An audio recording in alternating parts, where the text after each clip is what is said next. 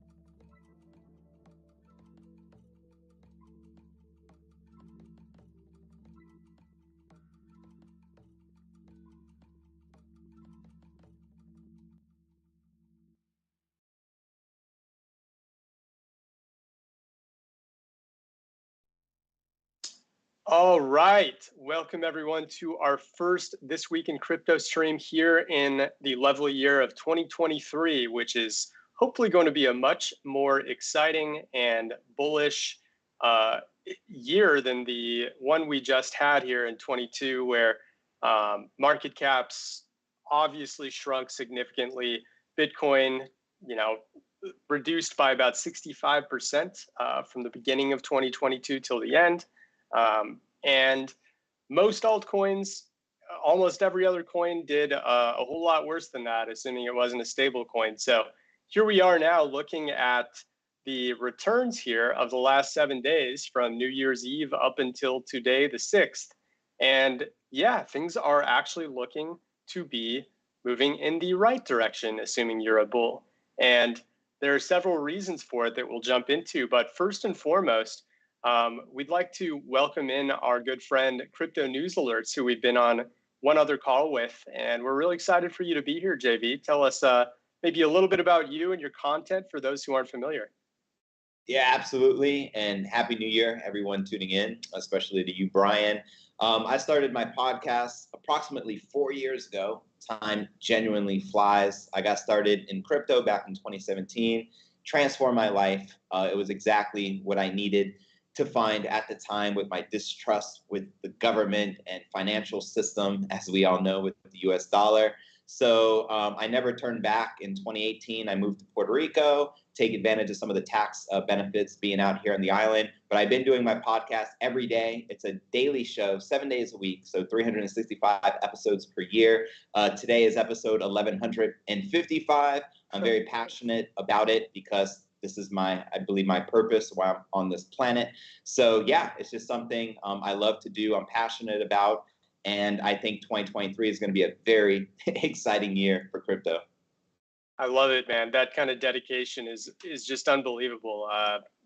Doing a daily podcast, whether it's rainy or shiny here in crypto, is no small feat. So, we we at Santiment super appreciate that and are impressed by that kind of work. It's funny. I also got into crypto in 2017, and I hear a lot of the same kind of start times from people who are sticking with crypto now. If you came in, later on, it's harder to tolerate the kind of cycle that we just went through with the down year of 2022. But obviously, as we reported actually in a recent post, 2022 was a whole lot like 2018, and that's not a coincidence. For those who are unfamiliar, crypto does go in cycles and waves that generally revolve around 4-year patterns. We recently had a post, which I'm going to find here in the next 10 seconds, hopefully, where we analyzed it. Here it is. We looked at the 2013, 17, and 21 bull markets and compared them to the 2014, 18, and 22 bear markets. And these aren't just cherry-picked years that are coincidental.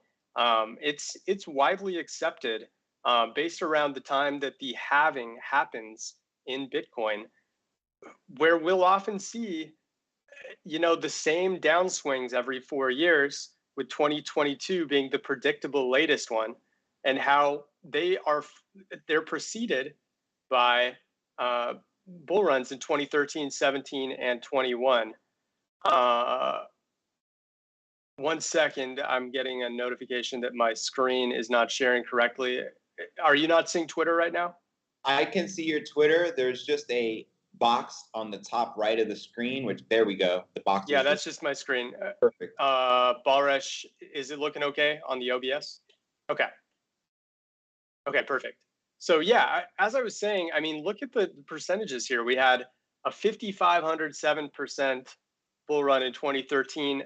Hard to expect that ever happens again because crypto was so much younger then. 18% in 2017. Yeah, I think that could happen again at some point. And then 60% in 21, which doesn't sound like a lot, but if you're an equities trader or any other kind of trader, I think you'll be pretty happy with a 60% gain in 1 year, even when it doesn't look comparatively as impressive as the other two.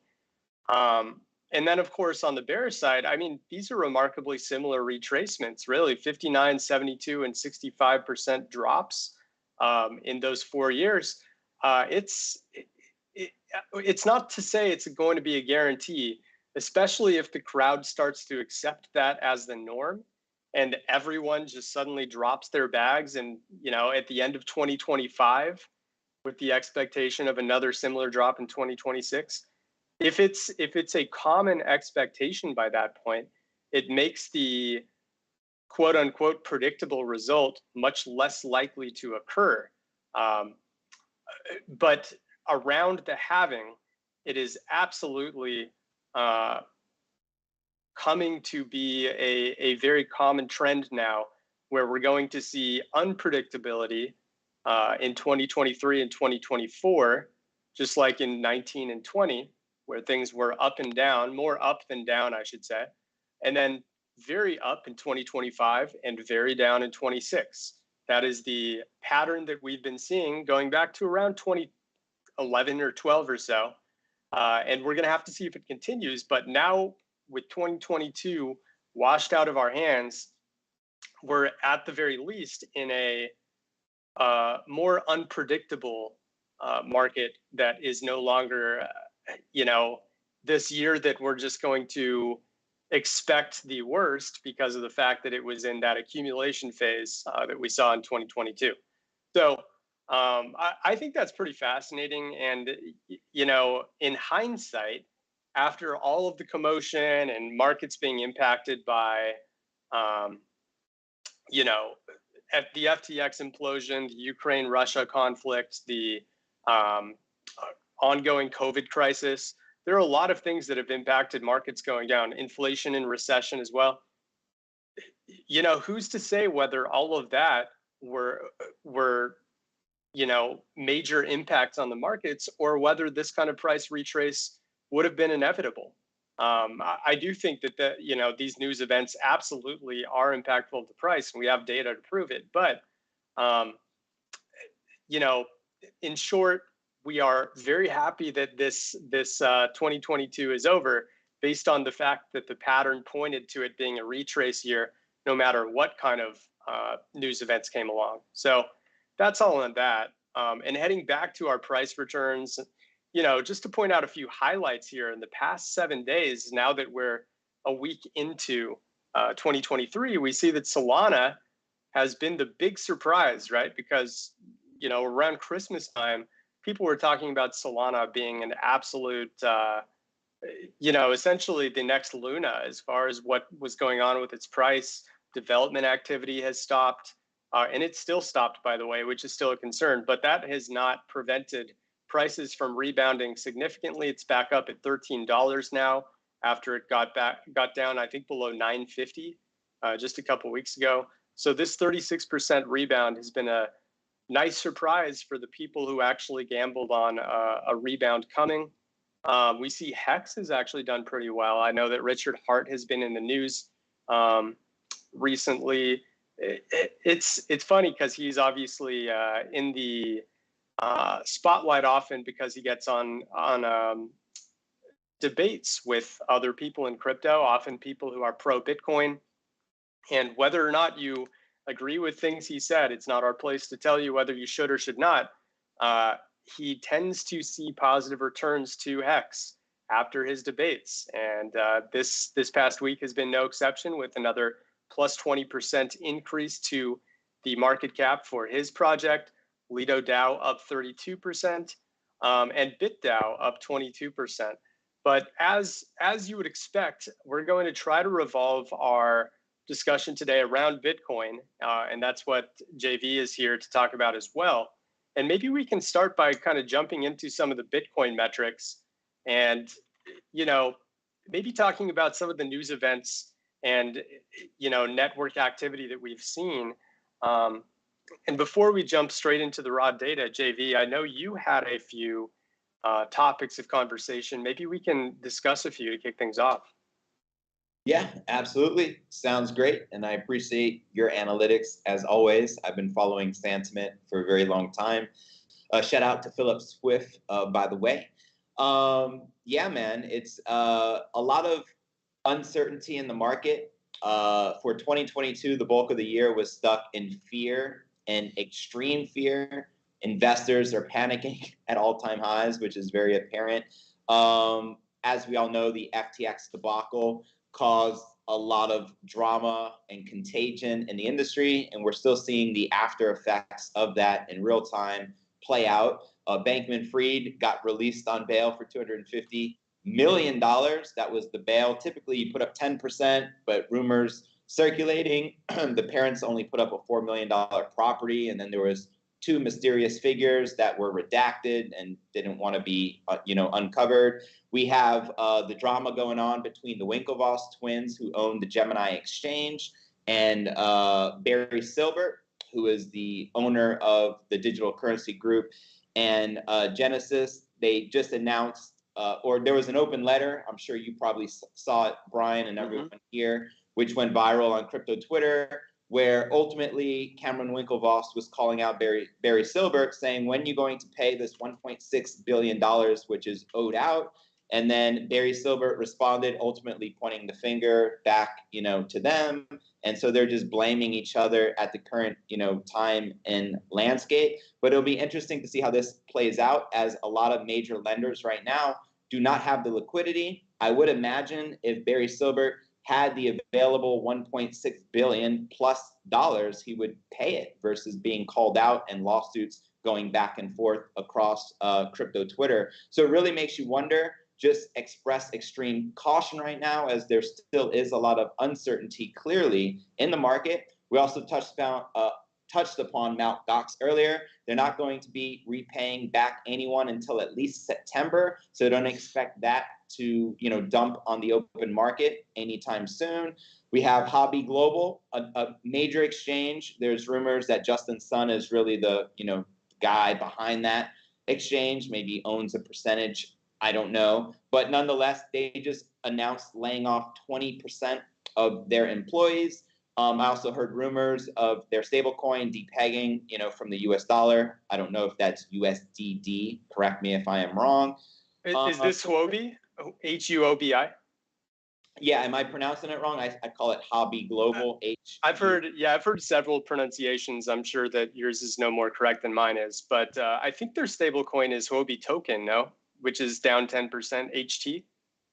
Yeah, okay, so that's even. But this is not stablecoin. Stable is another one, yeah. Okay, so Huobi token is more like the equivalent of BNB, and then their stablecoin is like BUSD for Binance. Okay. Yeah. So I think it is USDD. Yeah. They're dropping in value, which is definitely not a good sign with all the contagion going on. Genesis just announced laying off 30% of their staff, which is really major. And Silvergate to cut another 40% of their staff to cover over $8.1 billion in, I guess, unexpected withdrawals, which is very interesting.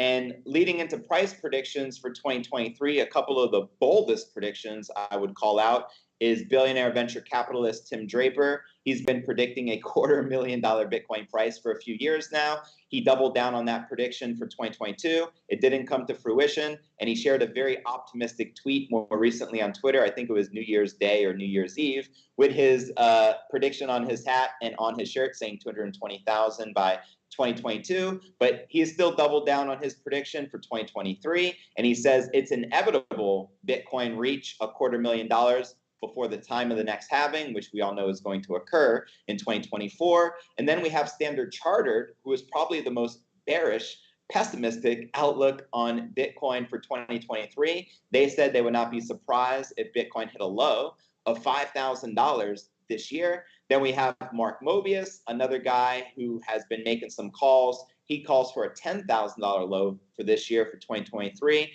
My personal prediction is I can't see Bitcoin hitting $5,000. I think it's not probable, but it's absolutely possible, because anything is possible, like we have witnessed last year in 2022. We saw Bitcoin go from like 50,000 all the way down to $15,700. But I expect more bearish price action for the King crypto for the first and second quarter of 2023. I think towards the latter end of this year, we start to get bullish again. I think in 2024, we could potentially return to the all-time high.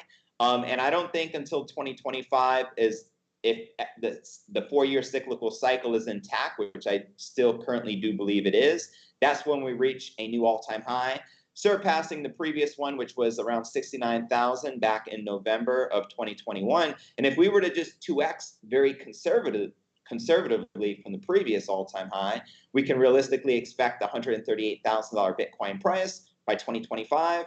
And I would say that is conservative, but that's my current landscape in my brain on what we can potentially expect as far as the Bitcoin price action is concerned for this year.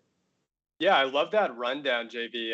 Obviously, a ton of topics that are impacting the price right now. And there's, especially the Gemini stuff right now. I saw that open letter from one of the Winklevoss twins, and it was pretty shocking, to be honest. And Barry Silbert responded immediately, and they've gone back and forth with some not so kind words for one another right now. And, especially coming off of the FTX implosion and the amount of trust that was imploded in the crypto markets as a result of that meltdown, it certainly has not been timely for another exchange to get into hot water because, traders' trust in exchanges is a double-edged sword. It's a positive in the long run if there is less coins on exchanges because of the fact that there can be significantly less sell-offs that will go on if they're all in self-custody.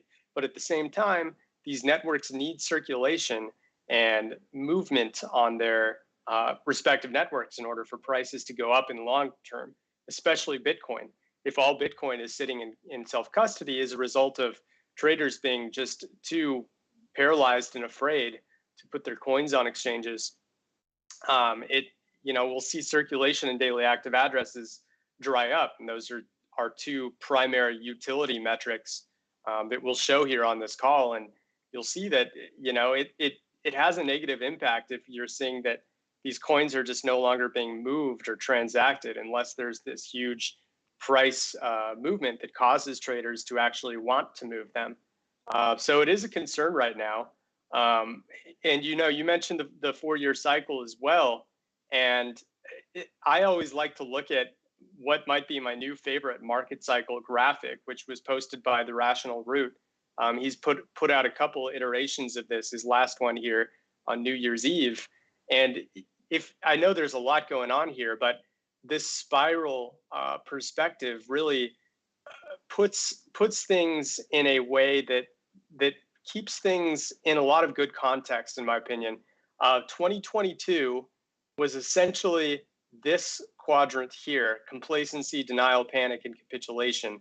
And you can see historically, this was 2014, this line here, this was 2018, and this was 2022. The colors are fairly intuitive: red, orange, and orangey yellow.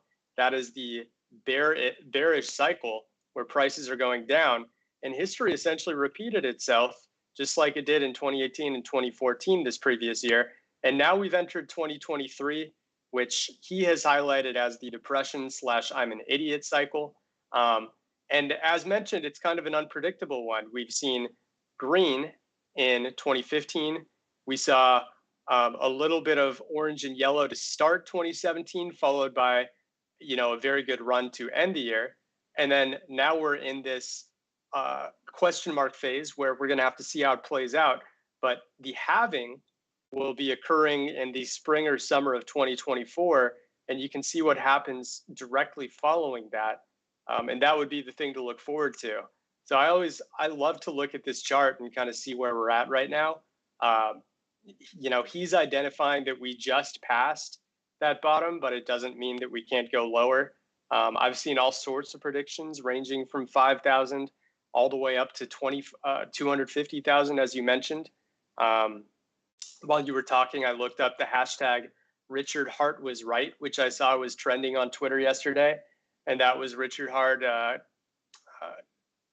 claiming that we would drop to around 11,000 before Bitcoin started to pick up some steam. And all of these predictions have an impact. If someone with a lot of stature makes a big bearish call, prices tend to drop initially and then in the long run go up, and vice versa. If someone huge is saying price is going to go to the moon, you might see a little bit of FOMO and a small spike followed by a larger down spike. So it's all a matter of what your time frame is as far as your trading strategy goes. But you'll start to see people become more and more vocal as Bitcoin starts to actually move a little bit. And Bitcoin, as we see here on our screener, it's been fairly boring. Out of all of the crazy movements that have been going on, Bitcoin is basically just still sitting here in the mid to high 16Ks. And until that changes, it's just going to be a ton of speculation from both sides. And then when it starts to lean one way, you'll see either the bulls start to pop out of the woodwork or the bears start to pop out of the woodwork. Yeah, always so very interesting. And also got to give a shout out to the stock to flow model, which has been historically very accurate up until more recent times. And as you pointed out, if someone very influential says one thing, like Bitcoin is going to do X, Y, Z, then unfortunately, if everyone expects one certain thing to happen, that timeline is very unlikely to play out. And I think we witnessed that in the past year with the stock to flow model. I still also agree that the 4-year cycles are intact, and I don't think anything has changed as far as that. But potentially, maybe the lengthening of the cycle has been extended as this bear market seems it could potentially be a little more prolonged from the previous cycle. But nonetheless, I still think overall, stock to flow has a lot of merit and credibility. What are your thoughts? Yeah, I've got mixed feelings about the stock to flow model. I think overall it's a really good way to look at the long-term view of Bitcoin. I think people tend to get a little too hooked on it on some occasions, but I think that his perspective does have merit, and a lot does come down to the declining supply of Bitcoin over time, and people forget that it is a scarce asset at the end of the day, that just by default, if there is less and less of a product available, that will by default raise the price. So I think there is merit, and we are so early right now that people are very polarized on whether the stock to flow model is legitimate or kind of just hopium, as people like to quote it as. Maxim, I know you have an opinion on it as well, and welcome to the show, by the way. Welcome. Oh, thank you. Yes, I do have opinion. Not all the time, by the way. There are times when I not clear what's going on, and my opinion might be a bit different. Where do we start? If we consider this 4-year cycles, I think this is the key point, in my opinion. Yeah.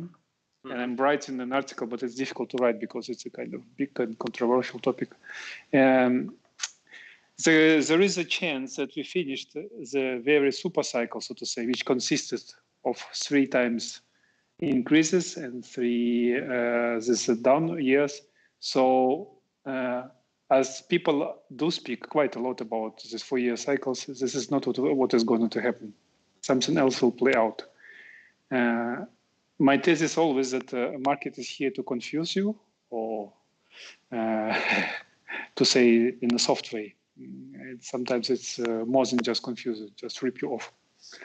And it means things are happening not what expected most of the time. And taking into consideration that Bitcoin was established more or less when central banks started this unprecedented, not seen before, printing machine. It's already for more than 10 years. I mean, if you look into the MY or M2 aggregator, it's like in Eurozone alone, it grew, I don't know, like 10 times.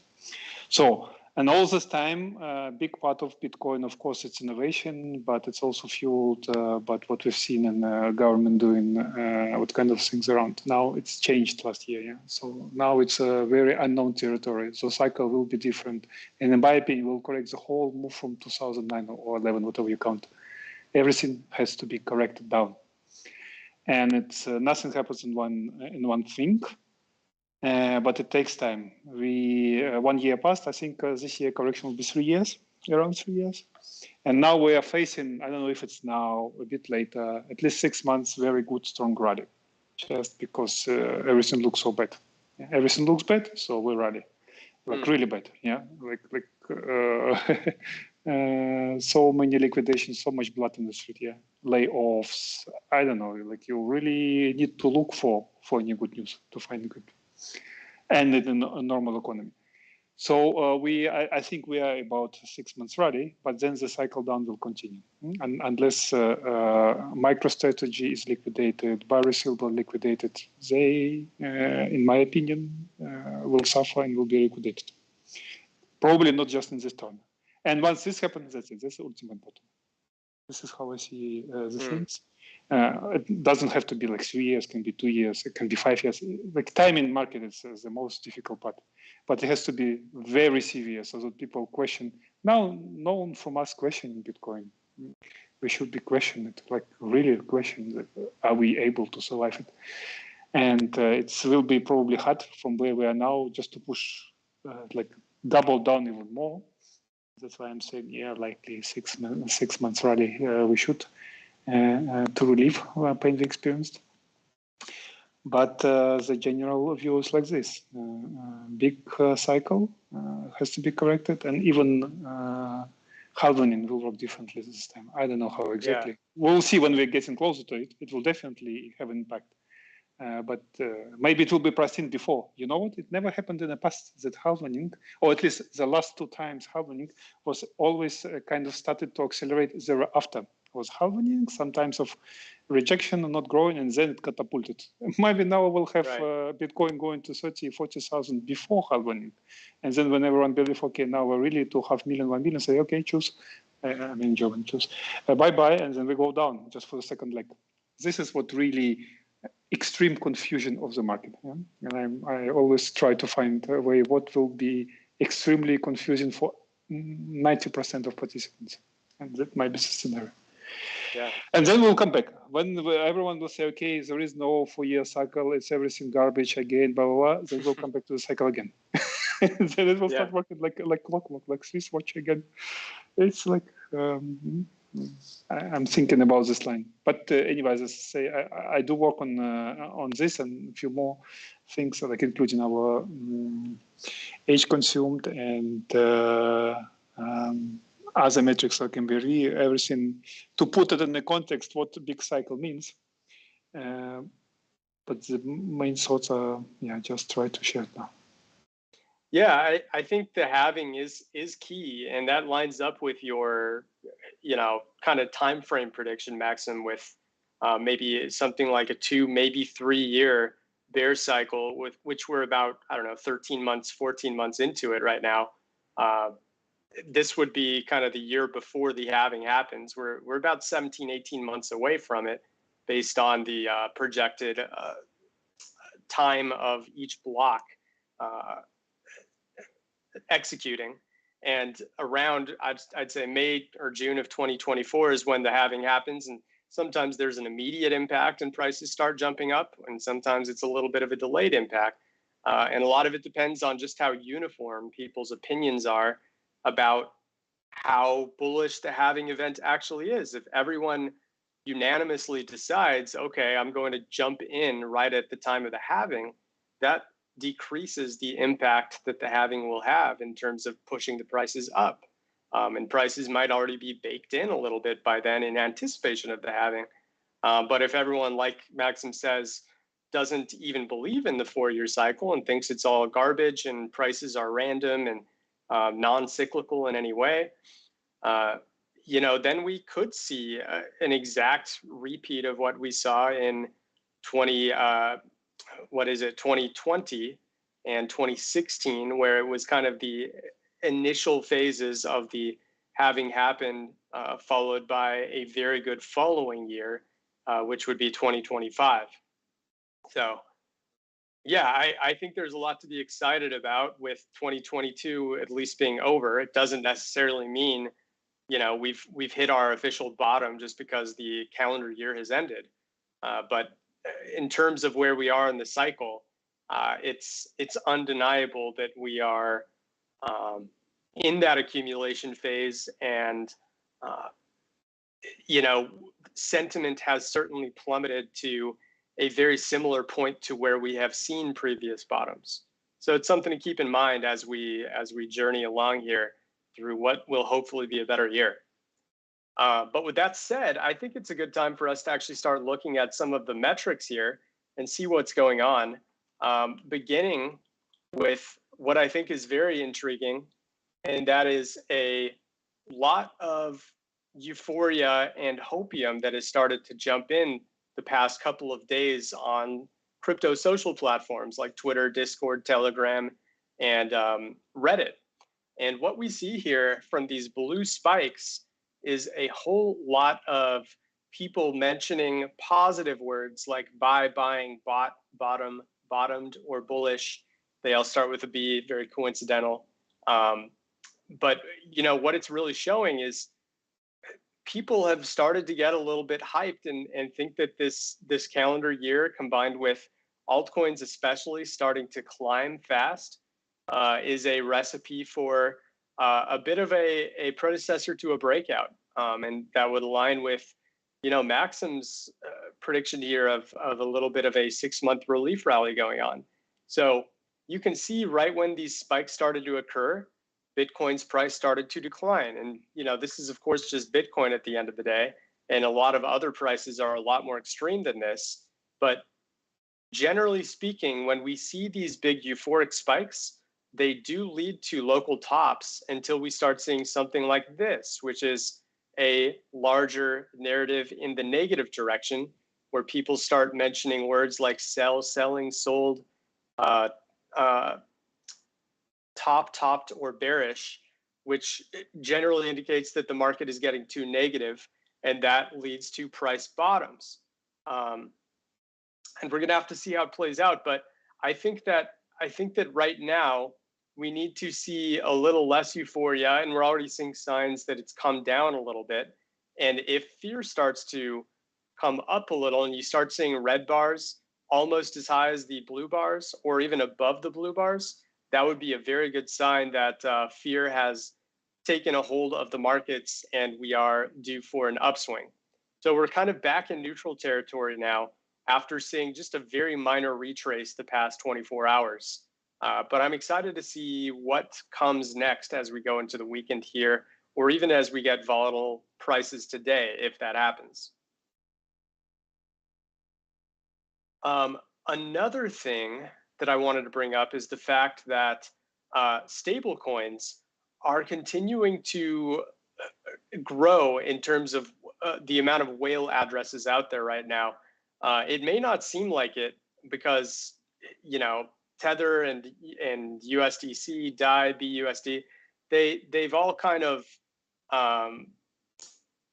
been very neutral. I mean, by definition, the prices are neutral, but the daily active addresses, circulation for stablecoins, they haven't done a whole lot. But over the past year, the amount of addresses that contain $100,000 or more of these stablecoins has absolutely exploded. As Bitcoin whales have dropped their bags, they've really jumped into these stablecoins. So a lot of these stablecoin addresses that are holding 6 figures or more, they're basically containing the 2021 profits that a lot of these Bitcoin whales took. And you can see this red line here representing Tether. It's up 53%. The amount of $100,000 or more addresses is up 53%. And that's just the smallest percentage of the four. USDC up 926% in whale addresses, shark and whale addresses, I should say, because $100,000 is probably considered more of a shark. But $100,000 or more addresses up 926% there, 271% for DAI, and then a whopping 1,689% for BUSD, which is still a relatively new stablecoin compared to the other three. In the meantime, the percentage held of the total ratio, it had been going up until Q3, and we've seen that the ratio of $100,000 or more addresses is actually declining a little bit. So over the past year, the number of them are going up, but the percentage of stablecoins held for each respective stablecoin has gone down a little bit. Overall, I think this is a good sign, though. What we wouldn't want to see is, Bitcoin whales dumping their bags And instead of seeing stablecoin addresses grow, we see stablecoins being flat or going down along with the Bitcoin whale addresses. That would imply that these whales are cashing out to fiat or bonds or something that is safer and non-crypto related overall. But this really is just showing they're waiting on the sidelines and waiting for a little more doom and gloom from the traders, or just waiting for better market conditions for them to convert their Tether USDC, DAI, or BUSD back into Bitcoin, Ethereum, etc. So I think this is a really interesting graphic, and we'll probably do some more studies in the upcoming weeks and months here. Excellent data. I just wanted to chime in there. A lot of the whales I know as well who are predicting a lower Bitcoin price, they cashed out a lot of their position. They're just holding a lot in stables. It's interesting the dynamic in the different stable coins different investors are investing in. There's a camp who believes USDT could go under and potentially collapse. There is a camp who believes that USDC could go under and collapse. But it's interesting to see that way more people trust USDC more than USDT right now, according to those numbers that you shared. I know Max Kaiser, I discussed a lot of things with him. He believes that USDT is safe and people should fear USDC, something happened to Circle or something happening to Circle. These are just rumors, obviously. I don't know what can potentially happen, but he says he doesn't trust USDC because I've been covering this on my Twitter feed, and that USDT is backed one-to-one. He says he can't say the same thing for USDC. So I was just curious, which stablecoin, if you had to invest into right now for whatever reason, do you feel is the most trustworthy that you would feel comfortable with investing your crypto into, if any? I'm just curious which one you feel the most safe with. I think that stablecoin landscapes can change pretty quickly, and especially with Tether depegging alongside Terra USD about 8 months ago. I think it was April, May, June, around that time from last year. It dropped to about 94, 95 cents for a week or so before jumping back up. That was very scary. If you're holding a lot of Tether yourself and you see that your stable coins that are supposed to always be within satoshis of $1 at all times are suddenly dropping down 5-6%. That's terrifying. And considering how silent Tether itself has been with its the crowd's audit requests, and seeing how solvent they actually are, and being able to back all of those Tether coins one-to-one, that is a concern. I'm not in the camp by any means that Tether is at risk of imploding in any given day, but I do think the silence is a bit of a concern. And in the meantime, USDC, at least here in the US, is getting more and more respected, with Coinbase utilizing it quite well and giving an easy way for people to on-ramp their USDC and convert it to USD for free instantly anytime they want. Seeing how whales are accumulating it more and more, I think it has taken the edge in terms of its trustworthiness. But I think you're fine either way. Obviously not investment advice, and anything can be rug pulled or be at risk at any time. But as far as the least risk, I think USDC has the edge in my book. I'm curious what you think, and Maxim, both of you.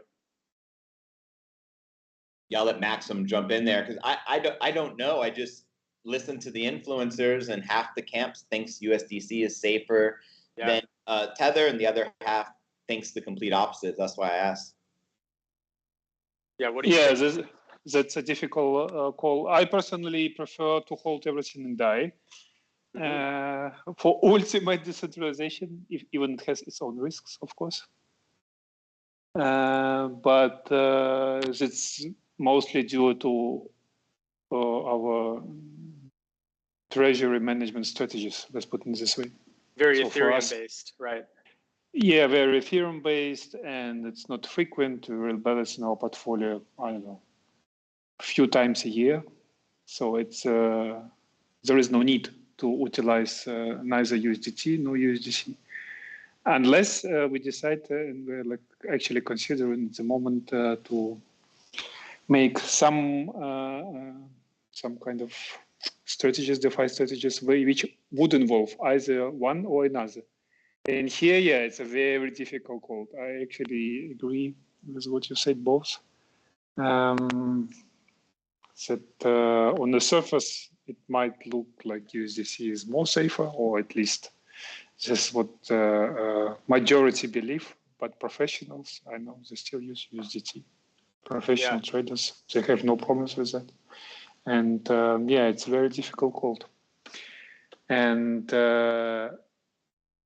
surprisingly, the lack of regulation might be playing good in the field of USDT, because if for whatever reason, for a short period of time, regulators decide to show something or punish something, it might impact USDC much more than USDT.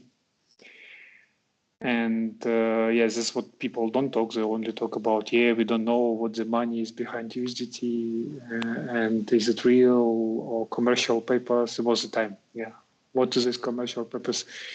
Yeah, there is no transparency, but it might be good. So no one can go and grasp and stop and liquidate their holdings. Still, in my opinion, both USDC and USDT are risky for our purposes. And I would treat them with very careful approach. DAI still, if you want to go something which holds value, go for DAI. But I might change my opinion after half a year too, because DAI is doing our experiments, and I observe closely how it will end up. I hope nothing bad will happen, but need to see it. Mm-hmm. Great points, Maxim. Yeah, it's funny how quickly things change in the stablecoin world, and obviously crypto in general. It may seem like Tether's been around since the dawn of Bitcoin, but it really started in 2017. And before that, there wasn't really any viable stablecoin that people were using. And that's relatively recent. And it may sound kind of paradoxical, JV, but the added competition with other options now completely accepted alongside Tether has diluted the impact and monopoly of any one stablecoin and allowed the natural competition of at least these top four stablecoins to force each respective stablecoin to be more trustworthy and easy to use and stable, and have a track record of staying depegged. These are all good things that actually make each of the respective stablecoins more likely to exist in the way it is expected to. And until that changes, until we see one of the big four, potentially implode, which, knock on wood, I hope never happens. I think we're actually in a very good spot right now, where each stablecoin is doing what it can to obtain more of the markets, and therefore try to prove its solvency and stay reliable at all costs as much as it can. So I think that's a good thing at the end of the day.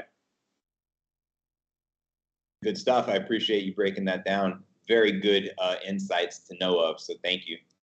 Yeah, man, that's a really good question. And, on a related note, we mentioned that Bitcoin whales have been declining throughout the past year, especially going back to about October, which was right before the true all-time high in the second week of November. We see two different lines here. We've got the sharks and whales, basically any addresses holding between 10 and 10,000, and then reduced to just the whales, which is 100 to 10,000 Bitcoin. Obviously, there are addresses that are even larger than 10,000, but we deem almost all of those to be exchange addresses or, Satoshi's addresses that don't really move or get moved much based on market conditions. So 100 to 10,000, in my opinion, this has the most correlation with where prices will go next. You can see quite clearly with the red line here, you know, they take profits usually right before all-time highs and start dumping until, you know, a low enough point occurs where the accumulation phase starts for them. You saw the profit taking in April and in late October, followed by two respective all-time highs. And then it's really just been a dump fest since October, going on about 14 months now, where since the top, they have dropped about 5.5% of the supply, which is billions of dollars. It is a ton of money. Overall, that's a respective decline of about 1/9 of the bags that they once held in October, which is significant. And until that changes, we will be a little bit hamstrung in how much prices can increase. Now, the next bull run can sometimes be initiated by an accumulation that begins with these whales, or we'll see some circumstances, you know, positive news or mass adoption of Bitcoin by a widely respected corporation, and that starts to push up prices, and then whales jump on. They are humans at the end of the day, and they're going to react to news just like the rest of us. But more often than not, we'll see that the kickoff of a bull cycle begins when this red line starts to pick up steam. And we've seen a few teases of it, the latest being kind of in late November, a couple weeks after the FTX implosion. But right now, it's not really looking great. And you know, as of a couple days ago, this is the lowest it's been in, I think, since 2018, I want to say, or 19, 20, yeah, right at the end of 2018.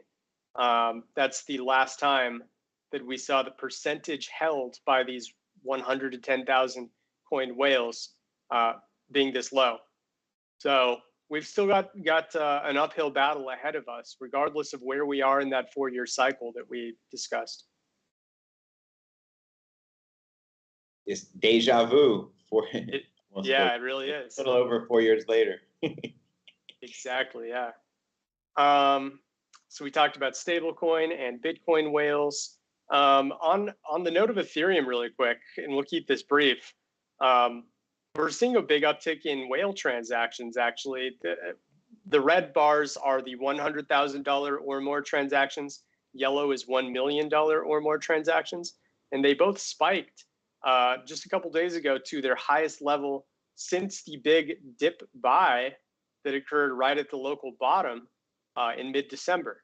So that's something to keep in mind. And on the note of whale transactions, it actually looks pretty similar for Bitcoin here. If I go to the main template that we typically use for updating on key metrics, I'm going to head down to whale transactions.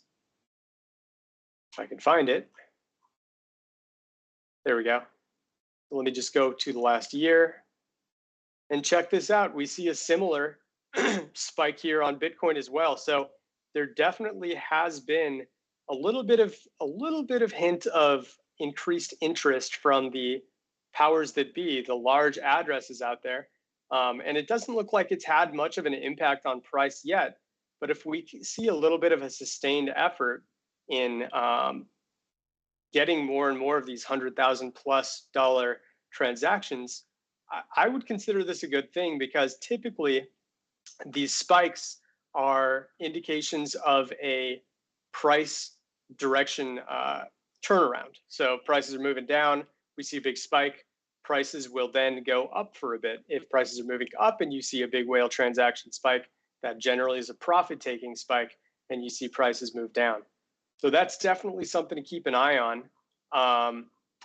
On the topic of just general volume, and in both trading volume and transaction volume, they're staying pretty low right now. You can see that you know, trading volume is really at about a 1-year low right now, and transaction volume is looking just about the same. So not a lot to be excited about there. That isn't necessarily a bad thing. It simply means that, weak hands have continued to drop out, and their patience has run thin with so much negative news and negative price direction going on these past 14 months since the November 2021 all-time high. Daily active addresses in circulation, about the same. We can see on our NVT model here that we are on our 6th straight month, opening the first 5 days of January. This is our 6th month of a red bar for now. You can see what happens in the case of red bars. Prices generally decline because there is not enough unique tokens moving compared to the current market cap that we're seeing. Anything can happen. We've seen red stretches where prices do inch upwards, but for the most part, if you're a probability person like we are at Santiment, and I'm sure JV is as well, that is not a good sign, and we need to see that circulation picks up a little bit before we can really feel comfortable of prices beginning to bounce again. Besides the utility markers, we can also see that MVRV is continuing to stay about even on the 30-day cycle. So active traders in the past 30 days are down 0.63%. So generally, this is about as neutral as you'll see on the 30-day MVRV, meaning prices are neither extra risky or less risky at this current time. However, on the long-term scale, the active 365-day traders are down an average of 30% at the moment, which is still a good sign that on the long term, Bitcoin is a bit undervalued and has some room to run to catch back up to 0%, where MVRV has a resting state. Now, as far as funding rates, instead of showing this perspective, I'll bring up this funding rate model to show you where each respective asset currently sits. I know there's a lot going on this chart, but to keep things simple, focus on these red, yellow, and green bars here. And you can see Bitcoin here is being shorted just slightly. It is a green bar, which is a good sign. So traders are betting against Bitcoin's price at the moment, which is a good sign. It means there's a slight a chance of a price increase to liquidate the mild amount of shorts going on. Ethereum is sitting around neutral at the moment. And then we have a few green bars that stick out. We've got 1inch people are shorting right now, Binance Coin, Seller Network, Digibyte, Helium, Kava, Monero, OMG Network, Solana, Synthetics, Tron, VeChain, and Zencash. So just a handful of assets among the top 100 to 150 market caps that are, seeing bets against it, which increases the probability of short liquidations happening and those respective assets having a bit of a price uptick. And I think a lot of that depends on whether Bitcoin itself can start to gain some steam. It means that those particular altcoins have a higher likelihood of seeing a mini breakout, at least to force some short liquidations for them. So I find that really interesting, and overall it's encouraging that we're not just seeing a bunch of flat funding rates right now and people being disinterested in any leverage trades or perpetual contract funding rate movement at all. And if you like the game of, trading conversely to where people are putting out leverage trades, then this type of model for our Sandbase Pro members can be really valuable. And in the same respect, if you start to see some high red ones where people are opening big longs on an asset, it could be a good idea to get the heck out of that asset because it increases the likelihood of long liquidations happening and prices declining. So there's a little bit of an altcoin update if you are interested in taking some risks on a few opportune assets out there. Heading back to Bitcoin here for a moment. We already touched on whale transactions and supply distribution of those whales, so we won't take any more time on that. Network realized profit loss is interesting. We did finally see a bit of a positive uptick. This was the first real time that we saw some realized profits being taken since late November.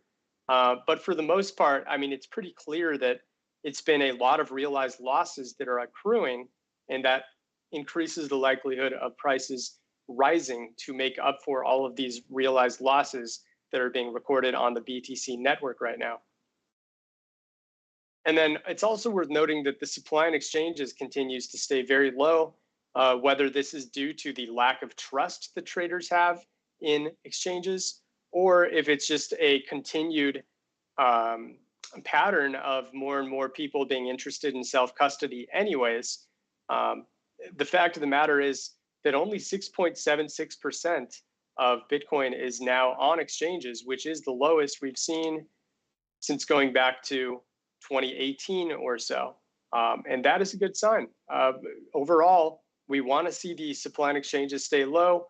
It means that there is a limited amount of supply that can be sold off and therefore cause further sell-offs. So positive long-term sign there. Social dominance is also staying very low for Bitcoin. So there is, still a very heavy interest in traders chasing those pump and dump assets, trying to find the next, big 20 to 30% gain and then jumping back out. This is generally unhealthy for the markets. We would rather see the social dominance stay very high, which, I'm sure JV would agree. When most traders' focus is on King Crypto, it leads to good results because Bitcoin is going to lead the rest of the markets. Trading pairs, it's obviously the most popular trading pair in the world, Bitcoin. And when people are ignoring it in order to get into those SH coins instead, it is essentially just a sign of greed occurring and people not interested in the organic growth in crypto and more interested in the gambling aspects. And we would much rather have, basically before every bull cycle, we see a much higher interest in Bitcoin compared to usual. And through that, it allows altcoins to thrive and then big bull markets to start as everything happens because there's an equal amount of people still interested in Bitcoin and then an equal amount of people taking more speculative trades. So that's something to keep in mind right now with social dominance being low. There's still a bit of a risk there. Weighted sentiment, mostly around neutral right now. Not much to say there. Development activity, Bitcoin, like most assets, it's going to be a little bit down around this time of year. It usually starts around Thanksgiving and starts to pick back up around mid-January when coders begin to get back behind their computers and start innovating their projects once again. So that's a quick turbo rundown of some of the BTC metrics, but I know we have plenty of other topics here. I had a few notes here based on a conversation Maxim and I had prior to this call. And one thing we wanted to jump into was the correlation between the S&P 500 and gold and Bitcoin and Bitcoin and Ethereum as well. So if I full screen this, we're currently looking at the last 4 years, I should say 5 years of Bitcoin compared to the S&P and gold. And we see some interesting signs, right? We saw that Bitcoin really went on its solo run here throughout 2020, right after Black Thursday occurred here. And they started to correlate pretty heavily. I'm going to zoom in here to about the past year and look how pegged Bitcoin and Ethereum have been to this teal line that represents the S&P 500. You see that they stayed very similar. There was a bit of a breakout by the S&P 500 in the summer of 2022, and then the S&P 500 really tanked as inflation concerns occurred by the Fed, and they rose interest rates. And then it started to click back together up until this FTX implosion, where there was this big separation where Bitcoin and Ethereum went down, and the S&P and gold kind of took off. And they split around that time. It looked like the correlation was finally breaking, which is a good sign for Bitcoin. But actually, if we zoom in to just the past month or so, they've started to correlate quite heavily once again. And you see the teal and green line representing it, the S&P and Bitcoin really just staying very closely connected. So from what I'm seeing, Maxim and JV, I don't think the correlative separation that we're waiting for has occurred yet. And it's likely going to take, some sort of positive Bitcoin news that really starts to attract the mainstream again to stop Bitcoin from being traded just like a high leveraged tech stock, which a lot of people are regarding it as right now. Curious what you both think about this. Yeah, very interesting indeed. I think ultimately Bitcoin is on its own vector, but at this current time, I think you're absolutely right. It could be treated as a tech stock, hence why it's currently seems absolutely correlated. But I think over the long haul, we'll see less correlation between the two, but that's just my 2 Satoshis. Yeah, I think that's totally fair, JV. I always think, and this kind of confirms what you just said, that crypto in general, Bitcoin in specific, it's much easier to move in both directions. And we've seen it, yeah? The crypto market outperformed, so to say, in the crashing classic market catch up a kind of later, just because it's not regulated, it's much smaller, it's working on weekends, 24/7, price discovery very fast. And we've seen it many times over and over again. Whenever something new can be explored in terms of price discovery, crypto sometimes moves faster before. Yeah, it's not always confronted and some kind of corrects back, but I think it's at a time now when, the macroeconomic data expectations are kind of more or less priced in. So what's going on now? Yeah. Who will remove garbage from the system faster, crypto or classic finance? Mm-hmm. And I think crypto is much faster. You see, like liquidation. So what? There is no too big to fail. It just crashes. Yeah, there are attempts of players to save, of course, their assets. And the same like Binance, I think, is doing some activity now, and Barry Silbert is also doing activity. They try to prevent, but if they did stupid decisions in the past, nothing will help them. They will just get liquidated, or someone with bigger pocket will buy them cheap. It doesn't work anymore on this big scale in normal economy.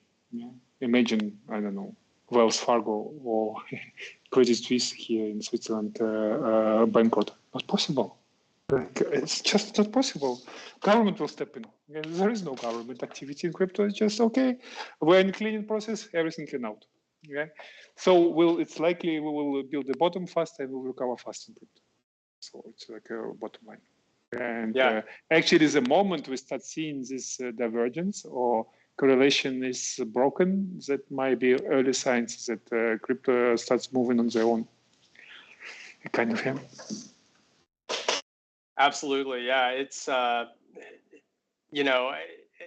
unlike stocks, there is no PE ratio, no debt to stock ratio, nothing that we can point to and say, the company is underperforming or overperforming. Bitcoin is what it is, and it's going to fluctuate based on crowd sentiment and how much, big traders in particular decide they want to push up or down prices. And it will likely remain that way for the indefinite future, whether we like it or not. So that's what makes crypto so unique. And I would imagine it's why a lot of us are here.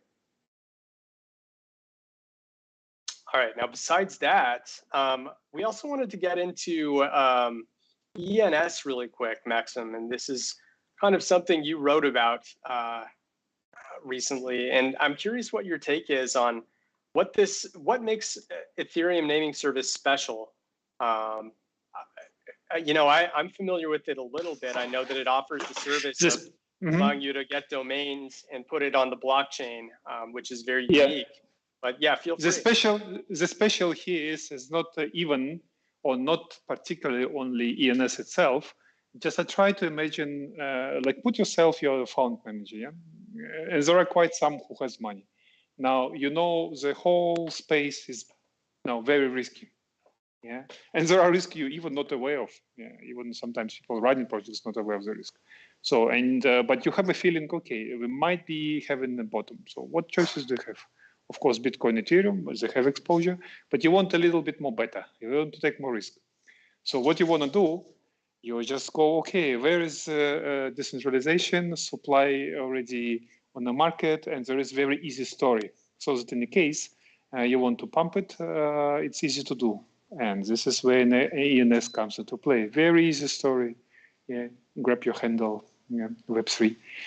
And it's already airdrop happened so long time ago, it's distributed. Whoever wanted to dumped. Maybe there are a few, they don't impact.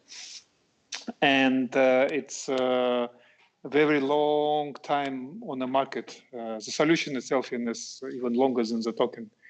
So the risks are comparably to others almost non-existent. So I would assume that when we see these big players, 100,000 and above or 1 million above, start accumulating, this is a sign they're going to the market. And this is what I saw for NS. So I'm looking, yeah, of course, the story about NS is good, but there are a few others. I don't know, at least 10, 20, 30, depends where you look for. There are good stories. But you always want to check, is there is accumulation from rather big players? And ENS, you can see. And this is important, in my opinion. They might be wrong. I mean, they have no problems with buying a bit early. But this is a good sign. And usually, it's a kind of smart money, but on our side, it's done right. It's aggregation of big money is smart enough. Yeah, and it does look like the traders that hold anywhere between $100,000 up to about $100 million are looking positive, especially over the last year. Those more shark-sized addresses are accumulating pretty quickly. If you go back, if you look at the teal and red lines representing the sharks and kind of the smaller whales, the sharks have gone up about 24% with their bags, and the small whales holding 100,000 to 1 million ENS are up 176% with their bags. So that's pretty significant. 100,000 and millions, it's not small because each price of ENS is now right. around $11. It's a big. So it's, yeah. 1.1 million to 11 million. Yeah, this is, they can move the market. %. Yeah, ENS is a really fascinating project. I want to look more into this myself, and you know, encourage the community here to check it out if you're interested in what Maximus said about it. All right, so we're 10 after the hour. I wanted to get in just a quick Q&A from the community. If there are some questions, Balresh, related to a few assets, maybe we can run through them here for a final 5 to 10 minute stretch, and you know, we can give JV and Maxim here some final words as well. No requests for altcoins right now, but we had a suggestion of looking at the very biggest holder categories of Tether. Sure. As well as maybe having a look at the correlation between price volatility and active addresses, if you think there's any. For Tether or for Bitcoin? Or any I think in that case it's in general, or we were looking at Bitcoin at the time. Okay. All right. We'll do Tether first here. Take a look at any anomalies that are popping up right now, and then we'll see if we can do just a quick rundown of daily active addresses. So Tether's volume overall is continuing to stay quite low. It's definitely at year low levels right now. Transaction volume's looking pretty usual. It's at least not declining the way trading volume has been. I think this is kind of just a reflection of the people who have decided to liquidate their crypto have already done so, and probably did so around the FTX implosion here. And the people who wanted to buy have already done so as well. And now everyone's kind of waiting on the sidelines for Bitcoin to break out of this, 16.5K to 17.5K cycle that it's been on for the last couple of months. And until that happens, we'll probably see very few BTC to USDT types of trades compared to the norm that we had been seeing throughout 2021 and 2022. On the other hand, it does look like daily active addresses have been picking up a little bit. So the unique amount of Tether has risen a bit. In relation to the declining trading volume, though, I wouldn't put too much into this. I think it's at least a sign that there are a lot of individual players that are making one or two big trades with Tether, but there is not a repeated swing trading pattern from the same addresses that is going on, and that's resulted in less overall trading volume. MVRV funding rate, that doesn't really apply to stablecoins. Whale transactions does, though, and it does look like the last big spike we saw occurred here in early November. This was all related to the FTX implosion. I can guarantee the last big spike we saw, I guess two big respective spikes were right after the Fed raised interest rates in both early May and mid-June. And that's when prices declined and we actually saw, a little bit of depegging to Tether. But overall, it looks like right now whale transactions have come back to their normal resting state. Now, as far as percentages held by key whales. So if we start here with the shark addresses that hold between $100,000 to $1 million, they are going up quickly. I'm going to quickly overlay the price of Bitcoin so we can get a little context for when these fluctuations are happening.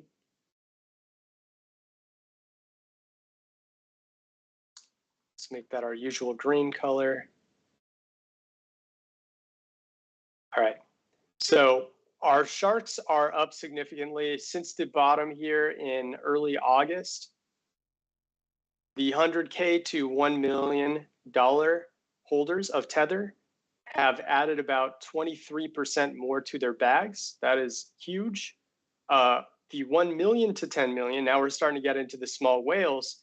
They've added about 5.04% to their bags, going up even further. It looks like the 10 million to $100 million addresses, these are probably the largest whales that are actually active with their Tether. They've mostly stayed neutral since that same point, and they're up almost break-even. They're at 1.3% more since that same time frame. So it looks like there was a big dump here in May and June as people were still buying the dip a lot, or people who held these stable coins decided to convert to fiat. And since August, after the biggest interest rate announcements of 2022 happened, that's when they started to accumulate their Tether once again and start to get back into crypto without really getting into crypto yet, because they're not in Bitcoin and these actual fluctuating assets. They are in stable coins in preparation for the time in which they actually want to get back into Bitcoin and more volatile assets. So it's at least good that the key stable coin, or I should say USDT addresses at least, are going up in terms of the large addresses and how much they're holding.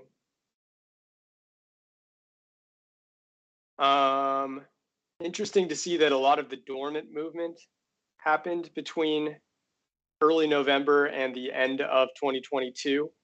It's a good sign that a lot of the older Tether addresses that had just been sitting finally decided to move a lot of their Tether. That can often propel prices upwards. And we did have a bottom right here, right as the line for mean dollar invested age of Tether started to go down. So yeah, I think this is actually a pretty good sign for the long term, showing that Tether addresses are not just sitting and aging in their investments. And then supply and exchanges is also kind of an interesting one for Tether. We did see that it was declining between August and mid-December, and then it looks like a lot of Tether was brought back right before Christmas and is growing just a little bit. There's currently about 37% of Tether on exchanges, which is a lot higher. I mean, it makes sense by design. Stable coins need to be on exchanges because they're the main on-ramp or off-ramp for people moving their fiat into or out of crypto. And you can see that at least compared to 2019, when Tether was a lot newer, there was like 82% of Tether on exchanges in July of 2019. And here we are about 3.5 years later, and it's at 37%.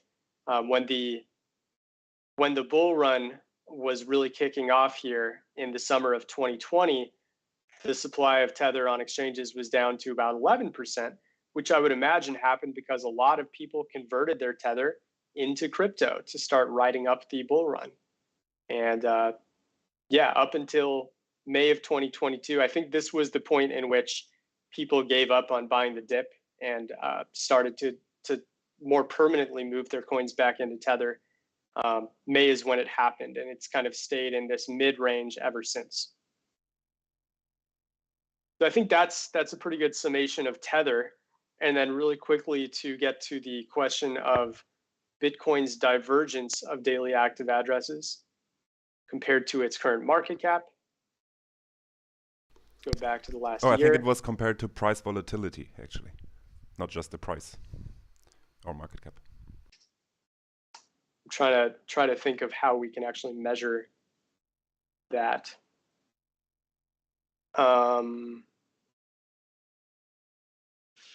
So if we look at Tether during times of volatility, I mean, the best way to do is kind of just eyeball when volatility was high. We'll get rid of circulation here for a moment. So obviously the volatile times come when we're in these big bull run spikes here in late 2020. You can see that daily active addresses absolutely do go up around the time that prices take a 180 and shift directions. We saw right here in May 2022, it spiked a lot. This was when the interest rate spike news was really at its peak. I mean, yeah, there is a correlation between the amount of unique addresses that are firing off in the BTC network and when prices are at their most volatile. I'm trying to think of how I can relate that to a trading strategy that would be meaningful for the person asking this question. Yeah, I think there is a little bit of alpha when it comes to seeing a daily active address spike and foreshadowing a big price reversal. That's not always going to be the case. And I think there are probably better metrics like whale transactions or even a big social volume or dominance spike. Those are really good indicators of a price direction change upcoming.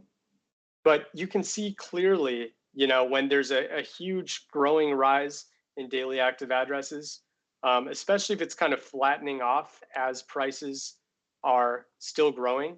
So like this is kind of what daily active addresses were doing between January and May. And this is what prices were doing between January and May. That's a bearish divergence here because daily active addresses are not growing at the same rate in which prices are. Therefore, you can see a subsequent drop down in price. So that's the kind of thing that you can look for with daily active addresses. And I hope that helps answer your question.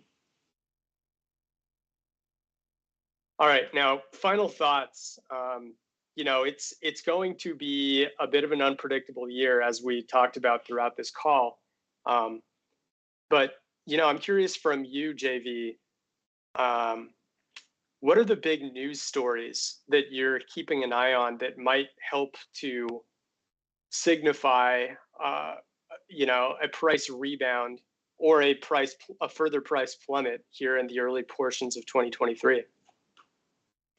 Excellent question. There's just so much. I don't even know where to begin, but a lot of these companies with their unemployments and layoffs, a lot of these companies not having enough money to pay off, lenders and so forth, such as DCG, Digital Currency Group, and Genesis right now versus Gemini with the Winklevoss twins. We also have Binance, which may be under attack this year from the SEC. Unfortunately, it seems that narrative could be playing out. Remember when SBF testified along with like Kevin O'Leary, and they're like pointing the finger at CZ. He's the guy responsible for all this.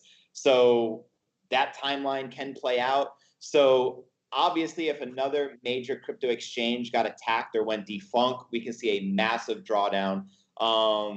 Many companies can potentially collapse or fall apart.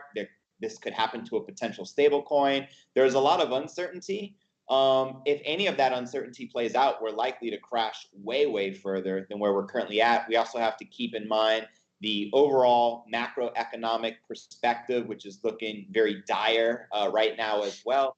So I don't see things getting better personally anytime soon. I hope some of these major black swans don't occur. But at the same time, I'm going to be ready and prepared to be stacking sats. I think 2023 is the year of accumulation, just like a lot of 2022 was. And I think we must have a long-term perspective, because right now we're kind of in the middle of this bear winter or crypto winter, whatever you want to call it. Just be prepared. Be prepared for the unexpected would be my best advice. What are you going to do if Bitcoin hit $5 grand, 10 grand, whatever, their respective lows? What would you do? How many sats would you accumulate? You know what I mean? And vice versa. If things went to the bullish side versus the bearish scenario and things started pumping immediately, how would you take advantage of that? What are you doing to protect your assets right now? Just be prepared for the unexpected would be my advice. Great points, JV. And I think to add to the point, it's a very, very good idea to have a plan. If you're waiting for a price to play out, and right now your plan is to buy the dip if Bitcoin somehow goes down to $5 grand, and then you suddenly see it at 5,300, are you actually going to go through with that plan? Or are you going to literally wait for 5,000 and 5,300 is not good enough? And then all of a sudden prices bounce and, the train leaves the station. I've seen so many anecdotes of people who have done that and regretted trying to be too precise with their buys or sells. So make sure that if you do have a plan, you stick to it when that scenario is actually playing out. All right, Maxim, any final thoughts on your end? Similar to what you said. My only difference, if there is difference, and it's I like to pick up contrarian points of view just because I know how terrible crowd is. And this is the beauty of crypto market. Influencers can gather around a lot of crowd. So by understanding what they're preaching or feeding what kind of emotions, you can act accordingly against. So therefore, the only difference that it will be dictated if at the moment, as I say, okay, we're around 6 months rally, either now or in a few weeks, and then we will see. And the cycle for years will play differently, and halving will play different. But halving, okay, we'll talk later. Otherwise, yeah, as you said, accumulation, I mean, it's a good prices. It can be lower. It's like, of course, just the choice. Actually, in my opinion, Ethereum is even more interesting than Bitcoin, but I might be biased. I'm not pushing everyone to follow the same. And by all definitions, it's a nice year or interesting. Whatever we've learned, it can be now deployed. And there is much more data which can reveal the shifts in either impactful holders behavior, like what we discussed for NAS, and maybe like big holders USDT, and people who can really, if they do, or if you trace the actions on chain, rest assured there is something which is happening off chain too. They're doing. There are reasons why they're doing. So this is interesting. And as always, crowd. You always want to know if there is a consensus out there. If there is, you don't do it. Right. The moment you see there is consensus, you stay away from it. Yeah, and there's two kinds of consensus. There's the one that people are speaking about on social media, and then there's the one where they're actually putting their money where their mouth is on things like funding rates, where you're seeing a bias on either long or short. True. That's true. Yeah. Yeah, good stuff. I really think this was an awesome call, guys. One of my particular favorites we've had in a long time. And JV, we'll definitely have more of these calls if you would like. We really appreciate you being on here with us, and your input is always a pleasure to hear. So thank you both, gentlemen, for joining on this call, our first of the year, first of many great ones. And for those of you who joined for the call, thank you so much for being here. We know it's been a long stretch of frustration for most of you as traders, but the patient usually get rewarded here, and we will have to see how things continue to play out. We'll see you next week, and on behalf of JV and Maxim and all of us here at Santiment, stay warm and safe, have a great weekend, and we'll talk to you soon. Same. Thank you for running. Talk to you. Thanks, guys. Bye-bye. Bye-bye.